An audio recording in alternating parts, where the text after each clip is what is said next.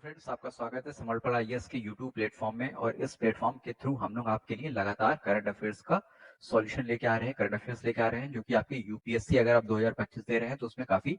मददगार होएगा, काफी हेल्पफुल रहेगा। तो चलिए, जो हम लोग पिछली वीडियोस लेके आए हैं उसी में इस कड़ी को आगे बढ़ाते हुए हम लोग कंटिन्यू करते हैं। और पिछले महीने नवंबर में एक इम्पॉर्टेंट रिपोर्ट रिलीज हुई है, उसके बारे में बात कर लेते हैं, क्योंकि ये काफी इंपॉर्टेंट रहेगी आपके क्रिमिनल जस्टिस सिस्टम से। जैसे कि आपको मालूम होगा या आप सुनते होंगे कि इंडिया के अंदर जो प्रिजन्स है, जो जेल है, ठीक है, वो ओवर क्राउडेड है। जो उनकी कैपेसिटी है उससे वो कहीं ज्यादा, उसके अंदर कॉन्विक्ट्स कॉन्विक्ट्स मतलब जो कि सजा पा चुके हैं और अंडर ट्रायल्स जिनके ऊपर केस चल रहा है, वो इन दोनों की संख्या उसकी कैपेसिटी से कहीं ज्यादा है। ठीक है, तो उसी के संदर्भ में पिछले महीने 5 नवंबर को जो इंडिया की प्रेसिडेंट है द्रौपदी मुर्मू, उन्होंने एक रिपोर्ट जारी करी जिसका नाम है prison in India, mapping prison manuals and measures for reformation and D congestion. ठीक है, डी कंजेशन इंपॉर्टेंट है क्योंकि जो आपके कंजेस्टेड है, आपके जो प्रिजन है वो कंजेस्टेड है, तो उनके कंजेस्शन को कम करने के लिए, डी कंजेस्ट करने के लिए ये इंपॉर्टेंट है। और इस रिपोर्ट को लिखा किसने है? एक इंस्टीट्यूशन है, centre for research and planning. ठीक है, जो कि सुप्रीम कोर्ट के अंदर में आता है, सुप्रीम कोर्ट के अंडर में आता है, centre for research and planning. ठीक है, इसने इस रिपोर्ट को लिखा है। ठीक है, तो अगर एग्जाम में क्वेश्चन आ जाता है कि इस तरह की रिपोर्ट है, इसको लिखा किसने है, तो centre for research and planning, जो कि सुप्रीम कोर्ट के अंडर में है। अब इस रिपोर्ट में कई टाइप के आपके सजेशन सुझाए गए हैं। ठीक है, कि जो प्रेजेंस है उनको डीकंजेस्ट कैसे किया जाए। ठीक है, तो उसमें एक इंपॉर्टेंट सेक्शन है, वो सेक्शन का नाम है इलेक्ट्रॉनिक ट्रैकिंग ऑफ प्रिजनर्स। आज हम लोग केवल उसी सेक्शन के बारे में बात करेंगे, क्योंकि अदरवाइज ये रिपोर्ट तो बहुत बड़ी है। इलेक्ट्रॉनिक ट्रैकिंग ऑफ प्रिजनर्स, ये एक सेक्शन है, ठीक है, जो कि इस रिपोर्ट में है। और इस सेक्शन में एक बात करी गई है कि एक इलेक्ट्रॉनिक ट्रैकिंग सिस्टम या इलेक्ट्रॉनिक मॉनिटरिंग का एक पायलट स्कीम चलाई जानी चाहिए। ठीक है, इसके ऊपर लो और moderate risk under trial prisoners जो होते हैं, मतलब इस तरह के अंडर ट्रायल प्रिजनर्स जिनके ऊपर, जिनके भागने खतरा कम होता है और जिनके ऊपर बहुत हीनियस क्राइम का केस नहीं चल रहा होता है। ठीक है, so low moderate risk under trial criminals के ऊपर चलाना चाहिए जिनका जेल के अंदर कंडक्ट अच्छा हो, गुड कंडक्ट हो। ठीक है, और जिनको प्रिजन पे प्रिजन से रिलीफ कर सके, प्रिजन से छुट्टी मिल सके, किस पे मतलब उनको छोड़ा नहीं जा रहा है। ठीक है, प्रिजन में दो चीजें होती हैं, अगर आप प्रिजन के अंदर रहते हैं तो आपको कुछ कुछ टेम्परेरी पीरियड के लिए प्रिजन से बाहर निकलने की छुट्टी मिलती है, जिसको हम लोग पैरोल और फॉरलॉक बोलते हैं। ठीक है, उसके बारे में हम लोग देख लेंगे। तो जिनको हम लोग प्रिजन से रिलीफ, प्रिजन पे रिलीज कर सकते हैं, प्रिजन लीव दे सकते हैं, जैसे कि पैरोल और फॉरलॉक। तो पैरोल और फॉरलॉक के बारे में थोड़ा सा जान लेते हैं। ठीक है, का जो बारीकी है दोनों के बारे में, वो इंपॉर्टेंट है। ठीक है, पैरोल जो है ये प्रिजनर्स को अलाउ करता है कि वो अपना सेंटेंस होने से पहले उनको कुछ टाइम के लिए रिलीज किया जाए। नॉर्मली ये 1 महीने की होती है, कुछ खास कंडीशंस में 1 महीने से ज्यादा या 1 महीने से कम भी हो सकती है। फॉर एग्जाम्पल, अगर कोई प्रिजनर्स की कोई घर में कोई बीमार है या उसके घर में किसी की डेथ होगी तो उसको परोल मिल सकती है। ठीक है, परोल का पर्पस ये होता है कि जो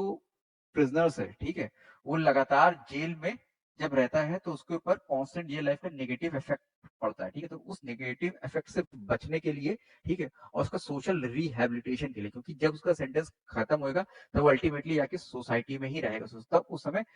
उसको सोसाइटी इतनी आसानी से शायद एक्सेप्ट ना करे। तो अगर बीच बीच में उसको पैरोल मिलती रहेगी, सोसाइटी के बीच में अपने आप जाके रहता रहेगा, तो सोशल रिहेबिलिटेशन उसका अच्छा होगा। ठीक है, और अपनी फैमिली से मिलता रहे, और जिससे कि क्या कहते हैं, उसकी जो मेंटल हेल्थ वगैरह है वो नॉर्मल रहे, मतलब वो सही रहे। ठीक है, अगर फैमिली से आदमी दूर रहता है अपने लव वन से, तो उनके ऊपर इस तरह के फर्क पड़ते हैं, नेगेटिव आपके इम्पैक्ट पड़ते हैं, मेंटल स्ट्रेस पड़ती है। ठीक है, तो वो उस चीज के लिए पैरोल दी जाती है। ठीक है, दूसरी चीज होती है, इसका पर्पस क्या होता है, मतलब इसका पर्पस यही होता है फॉर सोशल रिहेबिलिटेशन, या फिर आपका होता है फैमिली कोहेजन के लिए, जो वर्ड्स मैंने यूज किए थे अभी। या फिर टू रिड्यूस द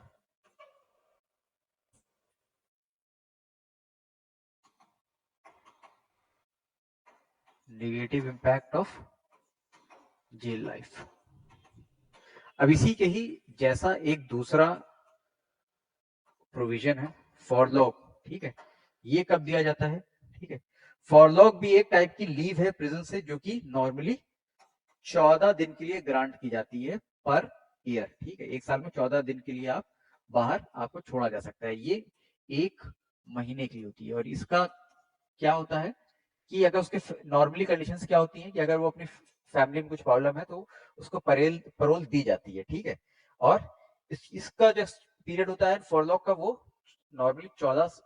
दिन होता है, एक साल में 14 दिन के लिए मिलती है, और या फिर कुछ कंडीशन में इसको एक्सटेंड भी किया जा सकता है, ठीक है, और ये एक टाइप का रिवॉर्ड है, ठीक है,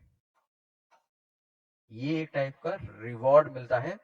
प्रिजनर्स को उनके गुड कंडक्ट के लिए। लेकिन अगर कोई स्पेसिफिक कैटेगरीज ऑफ प्रिजनर्स है जैसे रेप, कॉन्विक्ट, डेकॉइटी वगैरह, ड्रग ट्रैफिकिंग, तो उनको फॉरलॉक नहीं मिलती, भले उनका कंडक्ट जेल के अंदर कितना भी अच्छा हो, ठीक है। अब इन दोनों को देने का प्रोविजन कहाँ पे दिया हुआ है, इन दोनों को देने का प्रोविजन जो है वो सेक्शन क्रिमिनल प्रोसीजर कोड के सेक्शन 432 में दिया हुआ है। और दोनों के बीच में थोड़ा सा डिफरेंस क्या होता है वो जान लीजिए, ठीक है, दोनों ही टेम्परेरी रिलीज ऑफ प्रिजनर्स होती है फ्रॉम द जेल, ठीक है, लेकिन परोल जो है वो प्रिजनर्स की रिक्वेस्ट पे दी जाती है, जब उसको किसी किसी घर में जरूरत होती है उसकी रिक्वेस्ट पे दी जाती है, ठीक है, और उसको मना भी किया जा सकता है, प्रिजनर्स को डिनाई भी किया जा सकता है, प्रिजनर्स के घर में कोई बीमार है वो प्रिजनर परोल मांगे तो जेल अथॉरिटीज उसको मना भी कर सकती है कि नहीं आपको नहीं देंगे, ठीक है। लेकिन फॉरलॉक जो होता है ये प्रिजनर्स का बेसिक राइट होता है, अगर उसका कंडक्ट गुड रहता है तो ऐसा बेसिक राइट के रूप में इसको मांग सकता है कि इसको जेल से पर ईयर 14 दिन की बाहर रहने की छुट्टी मिले, ठीक है। तो ये परोल और फॉरलॉक के बीच में हो गया। अब हम लोग आते हैं अपने मेन टॉपिक पे जो कि चल रहा था, जो प्रिजन्स इन इंडिया जो रिपोर्ट थी जिसको प्रेसिडेंट द्रौपदी मुर्मू ने रिलीज किया था, ठीक है। अब कुछ इससे रिलेटेड इंसिडेंट्स हुए हैं। जुलाई 2022 में दिल्ली हाई कोर्ट ने क्या किया, एक जजमेंट पास किया, एक बेल ऑर्डर पास किया, एक कोई अक्यूज होगा उसको बेल दी, लेकिन बेल कंडीशन में ये लगाया कि उसको हर वीक अपनी जो लाइव लोकेशन है वो ड्रॉप करनी पड़ेगी गूगल मैप पे, ताकि उसकी लोकेशन जो है वो पुलिस को पता रहे, पुलिस के पास रहे, पुलिस को अवेलेबल रहे, ठीक है। और इस तरह की केवल दिल्ली हाईकोर्ट की नहीं, राजस्थान हाईकोर्ट ने भी कई आपके जो अक्यूज होते हैं उनको बेल देने पे ये कंडीशंस लगाई गई हैं कि वो अपनी वीकली या डेली अपनी लाइव लोकेशन पुलिस के साथ शेयर करते रहें। लेकिन हालांकि इस चीज को सुप्रीम कोर्ट नहीं मानती। सुप्रीम कोर्ट ने 2024 में 23 में भी एक जजमेंट दिया था और 24 में भी एक जजमेंट दिया था। उन्होंने ये बोला था कि बेल अगर देती है कोर्ट्स तो उसको इस तरह की कंडीशंस लगा के नहीं देना चाहिए, ठीक है। बेल्स, उसने बोला bails can be granted with the condition to monitor movement but caution against constant surveillance, मतलब कि आप कुछ कंडीशंस लगा के तो बेल दे सकते हैं ताकि पर्सन का मूवमेंट आप मॉनिटर करते रहो, लेकिन कांस्टेंट लगातार सर्वेलेंस, ठीक है, निगरानी उसके ऊपर नहीं रख सकते हो। अगर इस तरह का आप कंडीशन लगा रहे हो कि आपके ऊपर पुलिस लगातार निगरानी रखोगे तो वो बेल कंडीशन सही नहीं है, और उन्होंने इस प्रैक्टिस को डिसअप्रूव किया, क्योंकि ये मतलब कांस्टेंट सर्विलेंस, किसी को आपने आजादी दी कुछ दिन के लिए तो उसको आजाद रहने दो, उसके ऊपर लगातार निगरानी मत रखो, ठीक है। तो सुप्रीम कोर्ट ने भी बोला कि बेल को देने का मतलब ये नहीं होता, और किसी भी बेल कंडीशन जो कंडीशंस लगाई जाती है उसका मतलब ये नहीं होता है कि मूवमेंट जो अक्यूज है उसके मूवमेंट के ऊपर लगातार निगरानी या लगातार विजिलेंस बनाई रखी जा सके। हालांकि ये सुप्रीम कोर्ट, क्योंकि सुप्रीम कोर्ट ने जो ऑर्डर दिया, अब इलेक्ट्रॉनिक मॉनिटरिंग या इलेक्ट्रॉनिक ट्रैकिंग सिस्टम की जिसको हम लोग बात करेंगे वो थोड़ा सा सुप्रीम कोर्ट के ऑर्डर के या जजमेंट के विपरीत जा रहा है। लेकिन इसके बावजूद कई और अथॉरिटीज हैं जैसे law commission of India, parliamentary standing committee और होम अफेयर्स, उन्होंने बोला है कि इस सिस्टम को, इलेक्ट्रॉनिक ट्रैकिंग सिस्टम को हम लोग यूज कर सकते हैं, ये बेनिफिशियल हो सकता है प्रोवाइडेड कि सही सेफगार्ड्स लगाए जाएं। अब इसके कुछ ना कुछ बेनिफिट्स की भी बात की गई है, ठीक है। बेनिफिट्स क्या क्या होंगे कुछ, क्योंकि प्रिजन ये जो रिपोर्ट आई है, ठीक है, इसने लॉ कमीशन ने और parliamentary standing committee on home affairs ने इसके कुछ बेनिफिट्स की बात की है। तो उन्होंने एक स्टैटिस्टिक्स दिया है कि जो नेशनल क्राइम रिकॉर्ड्स ब्यूरो है, ठीक है, जो कि इंडिया के क्राइम रिकॉर्ड की स्टैटिस्टिक्स कलेक्ट करता है और उनको पब्लिश करता है। प्रिजन्स जो है इंडिया के अंदर वो सिग्निफिकेंट ओवर पॉपुलेशन और सिग्निफिकेंट कंजेशन से सफर कर रहे हैं और उनका ऑक्यूपेंसी रेट 134% है लगभग, ठीक है। मतलब अगर वो 100 इंडिया के प्रिजन्स जो है टोटल मिला के 100 प्रिजनर्स या अंडर ट्रायल्स को रख सकते हैं, तो इस समय 134 को रखे हैं, ठीक है। उन्होंने इसका पूरा ब्यौरा भी दिया, ठीक है। एक्चुअली ऑक्यूपेंसी रेट जो है उन्होंने बोला कि 131 है, सॉरी ये इस गलती के लिए, क्योंकि ये 131 है, ठीक है। 131 है इंडिया जो ऑक्यूपेंसी रेट है वो 131.4 है, अगर इसको पूरा सा आप वो करो, ठीक है, तो ये 131.4% है। मतलब अगर प्रेजेंट कैपेसिटी 100 है तो इंडिया के प्रिजन्स में समय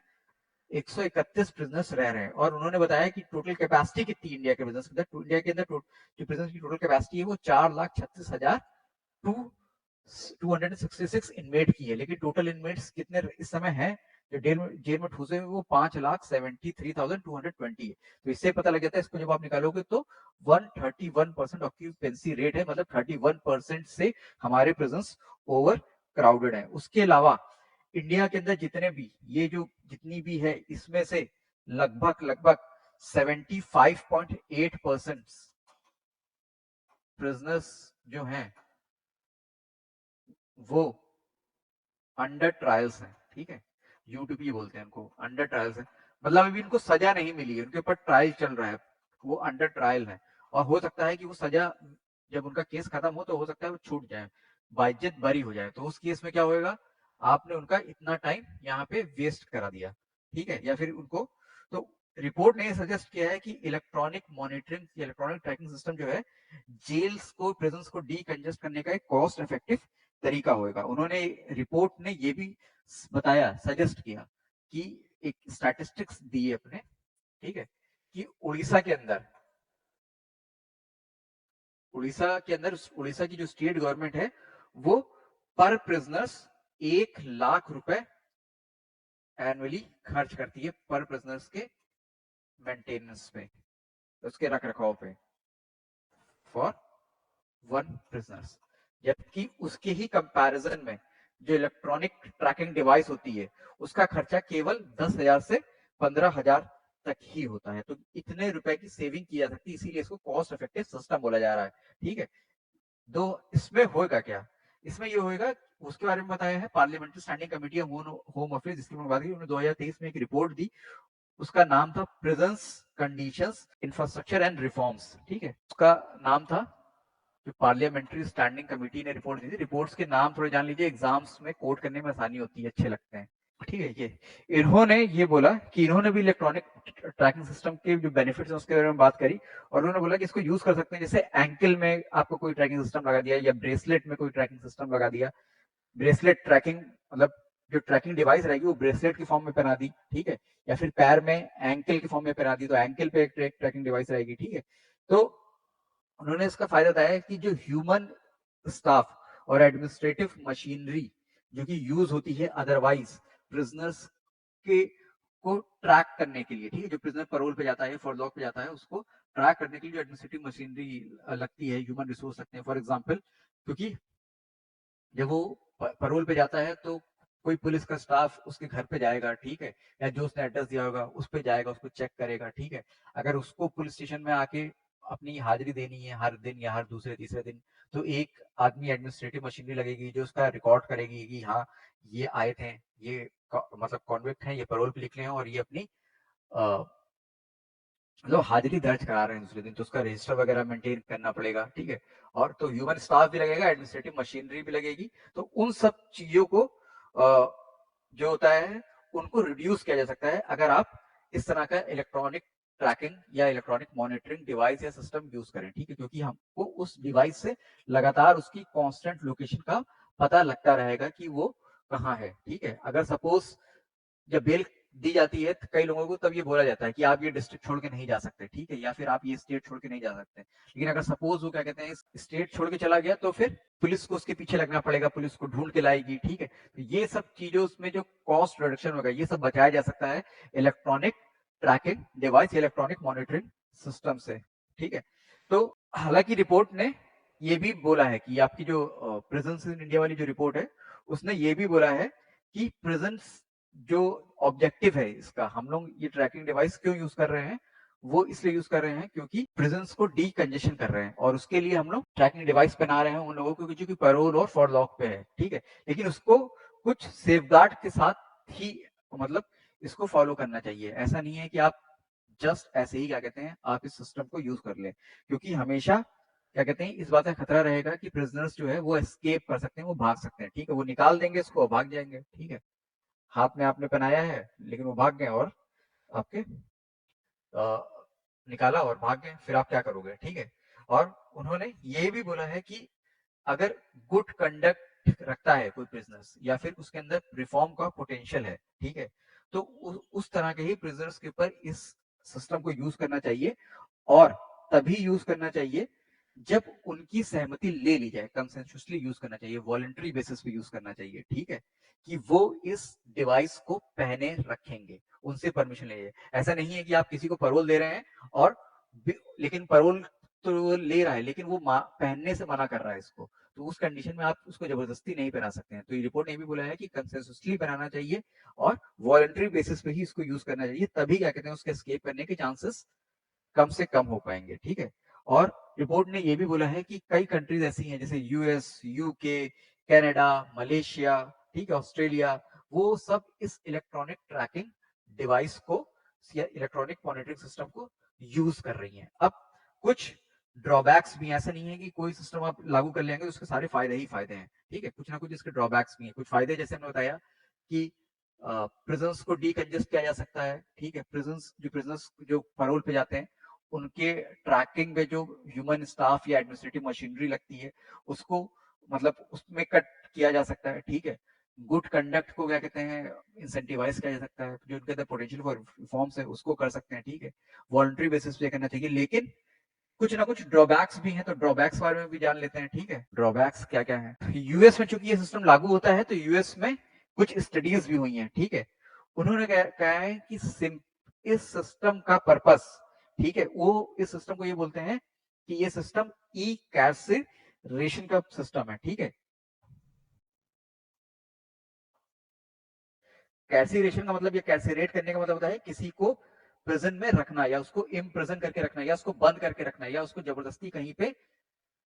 जेल में रखना, ठीक है, या फिर उसको जबरदस्ती कहीं पे मतलब कैद करके रखना, ठीक है। तो उन्होंने बोला है कि ये जो इलेक्ट्रॉनिक सिस्टम है ये और कुछ नहीं है, वो जो प्रिजनर्स का इनकैर्सरेशन हो रहा होता है, ठीक है, जेल में जो उसको इम्प्रिजन करके रखा जा रहा होता है, ठीक है, उसी का ही इलेक्ट्रॉनिक फॉर्म है। वो क्या कहते हैं, बॉडी तो आप उसकी पैरोल पे चली जाती है लेकिन उसका माइंड जो है वो क्योंकि वो हाथ में पहने रहेगा तो उसका माइंड जो है वो हमेशा क्या कहते हैं इसके बारे में सोचता रहेगा या फिर इसके बारे में ही वो परेशान होता रहेगा। तो ये और कुछ नहीं है, ये आपने ई कैंसिलेशन कर रखा है, ई कैंसिलेशन का ही सिस्टम है, ठीक है। उसने बोला कि जो जेल की जो चार दीवारी होती है उनके अंदर और प्रिजन्स की जो चार दीवारी होती है, इस तरीके से हम उस चार दीवारी का दायरा बढ़ा रहे हैं, ठीक है। क्योंकि आदमी भले ही पैरोल पे जाएगा बाहर रहेगा लेकिन उसका माइंड जो है वो जेल में ही अटका रहेगा, क्योंकि उसको मालूम है कि वो हर समय सेकंड बाय सेकंड के बेसिस पे उसको ट्रैक किया जा रहा है, ठीक है। तो ये बोला कि इन कैंसिलेशन का ही सिस्टम है। और फिर दूसरी ड्रॉबैक ये है क्योंकि जो रिपोर्ट है उसने यूएस का सिस्टम कोट किया है, ठीक है, लेकिन उसमें क्वेश्चन अब ये आता है कि आप जो ये इलेक्ट्रॉनिक डिवाइस की कॉस्ट है, ठीक है, उसको कौन बेयर, इलेक्ट्रॉनिक मॉनिटरिंग, क्योंकि ये इतना सस्ता भी नहीं है, ठीक है। मैंने 10-15 हजार बोला, सुप्रीम कोर्ट की रिपोर्ट ये बोलती है, जो ये रिपोर्ट है प्रिजन्स इंडिया वो ये बोलती है कि ये गवर्नमेंट ऑफ इंडिया बेयर करेगी। लेकिन जहां से रिपोर्ट, जहां से सिस्टम हम लोग स्टडी करके इंडिया में लागू करना चाह रहे हैं यूएस, वहां पे इस सिस्टम को यूजली जो बियरर होता है वो प्रिजनर्स होता है जिसको पहन रहता है वो इस कॉस्ट को बेयर करता है। और नॉर्मली इसकी कॉस्ट सस्ती नहीं होती है, वहां के टर्म्स में देखा जाए तो $3 से $10 होती है। इंडिया के केस में मैंने आपको बताया कि 10 से 15 हजार रुपए तक हो सकती है, ठीक है। इलेक्ट्रॉनिक ट्रैकिंग डिवाइस, ठीक है, प्रिजनर्स या गवर्नमेंट, ठीक है, ये यूएस में होता है और ये सजेस्ट किया गया है सुप्रीम कोर्ट की रिपोर्ट के द्वारा कि इंडिया में ये ऐसा सिस्टम लागू हो, गवर्नमेंट बेयर करे, ठीक है। तीसरा क्या है, तीसरा ये है ऑब्वियसली हम लोग पैरोल क्यों देते हैं, हम लोग पैरोल देते हैं सोशल रिहैबिलिटेशन के लिए, ताकि सोसाइटी में अंदर उस आदमी को मतलब आउटकास्ट ना किया जा सके, सोसाइटी से उसको बाहर ना किया जा सके, ठीक है, क्योंकि कभी ना कभी जब वो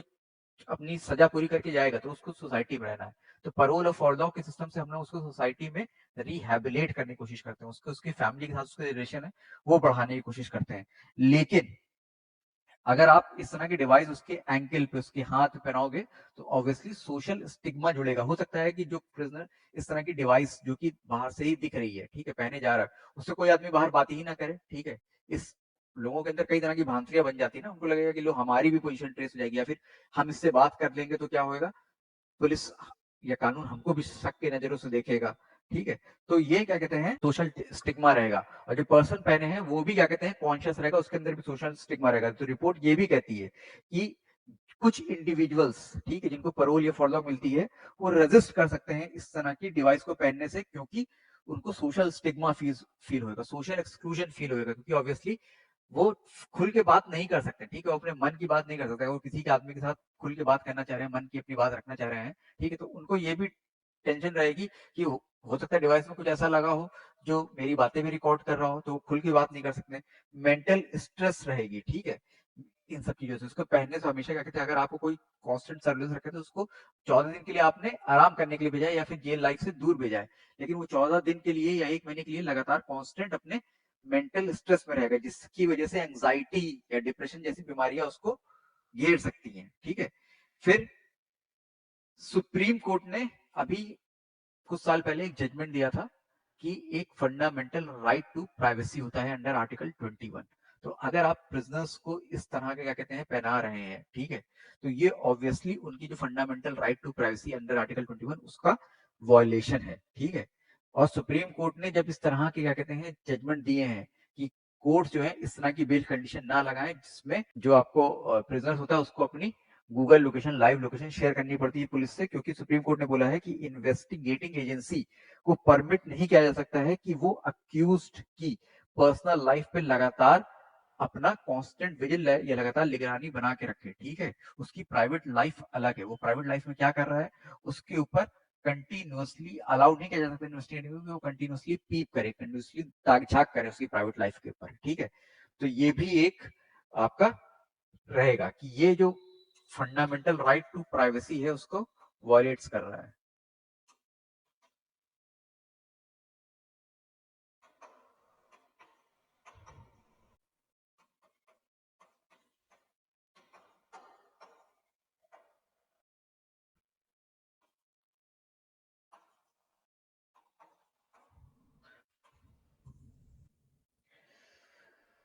और ड्रॉबैक क्या है, ड्रॉबैक क्या मतलब एक इस तरह का है कि जो parliamentary standing committee home affairs की जो 2023 में जिन्होंने रिपोर्ट दी थी, उन्होंने साफ साफ बोला है कि इस सिस्टम को वॉलेंट्री बेसिस पे ही यूज करना चाहिए, मतलब प्रिजनर्स या जो इसकी जो प्रिजनर है और जो इंडिविजुअल है, जो कॉन्विक्ट है, जो पैरोल पे जा रहा है, उसकी सहमति से, ठीक है। उसके ऊपर कोई भी कोर्शन नहीं होना चाहिए कि आप जबरदस्ती उसको पहना रहे हैं, उसकी सहमति से ही यूज करना चाहिए, ठीक है। तो ये आपका करंट अफेयर्स था और इम्पोर्टेंट करंट अफेयर्स था, क्योंकि प्रिजन्स की कंडीशंस लगातार आपके न्यूज में बनी रहती है कि प्रिजन्स की कंडीशन क्या है, कभी कभी प्रिजन्स के अंदर मारपीट हो जाती है, वो वहां पे ओवर क्राउडेड है, तो किसी प्रिजनर्स की कॉन्विक्ट ने सुसाइड कर लिया या उसकी हत्या हो गई, तो प्रिजन की कंडीशन लगातार बनी रहती है। और ये गवर्नमेंट और जुडिशरी दोनों के लिए, एक हमारे क्रिमिनल जस्टिस सिस्टम के लिए ये एक बहुत बड़ा इश्यू है, बहुत बड़ा प्रश्न है कि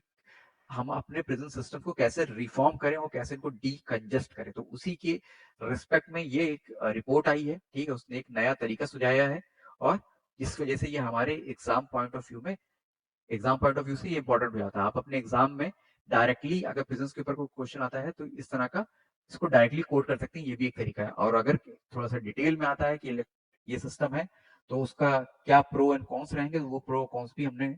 काफी इलेबोरेटली डिस्कस कर लिए हैं। तो अगर आपको हमारे वीडियो पसंद आया है तो इसको लाइक कीजिए, हमारे चैनल समर्पण आईएएस को आप सब्सक्राइब कीजिए, उसके साथ साथ हमारे साथ लगातार जुड़े रहिए आपके करंट अफेयर्स के सॉल्यूशन के लिए, ताकि आपको लगातार करंट अफेयर्स जो कि यूपीएससी के हिसाब से इंपॉर्टेंट है वो लगातार आपके पास लेके आते रहेंगे हम लोग। तो चलिए मैं इसी के साथ आपसे विदा लेता हूँ और मिलता हूँ अपनी नेक्स्ट क्लास।